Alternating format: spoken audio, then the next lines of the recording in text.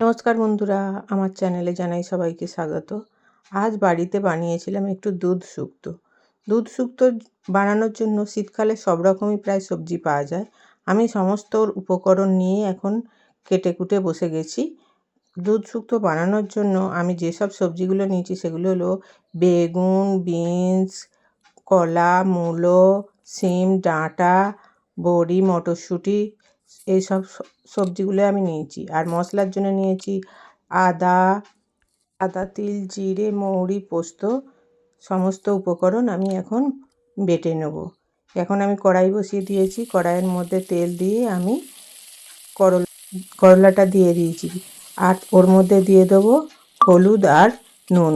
হলুদ আর নুন দিয়ে আমি ওটা ভালো করে ভেজে নেব। আমার করলা ভাজা হয়ে গেছে। ওর মধ্যেই দিয়ে দেবো বিউলির ডালের বড়ি। আমার ভাজা হয়ে যাওয়ার পর ওগুলো তুলে নিয়ে ওই তেলের মধ্যেই দিয়ে দেবো আলু। আমি এক এক করে সব রকম সবজিগুলো এখন ভেজে নেব।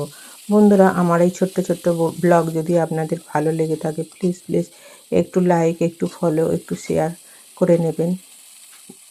আর এখন আমার সমস্ত সবজি একে একে কড়ার মধ্যে দিয়ে ভালো করে নেড়ে চেড়ে ভেজে নেব। দেখুন আমার সমস্ত সবজি ভাজা হয়ে গেছে।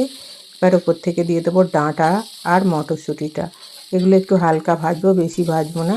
তাই নেড়ে চেড়ে আমি এখন ওর মধ্যে দিয়ে দেবো হলুদ গুঁড়ো আর নুন।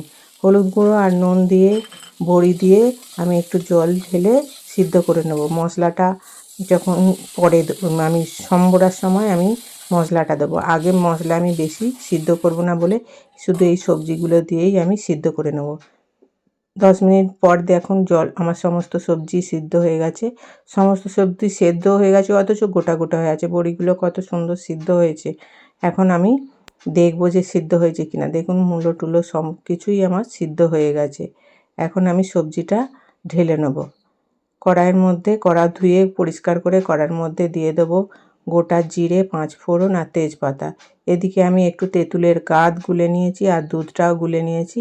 এখন ওর মধ্যে দিয়ে দেবো মশলাটা ভালো করে আমি সুন্দর করে ভেজে নেব যতক্ষণ না তেল ছাড়ে। দেখুন কত সুন্দর কালার হয় এই শুক্তো, আর খেতেও কিন্তু খুব ভালো হয় এই দুধ শুক্তো বানালে।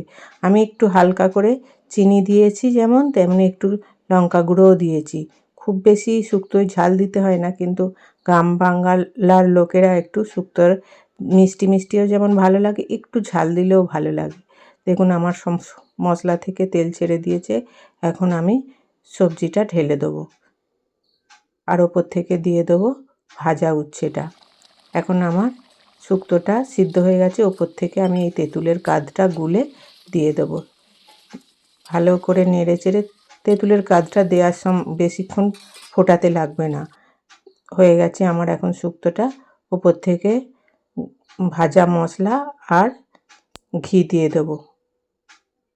এখন আমার দুধ শুক্তো বানানো রেডি। সবাই সুস্থ থাকবেন, সাবধানে থাকবেন। ভালো লাগলে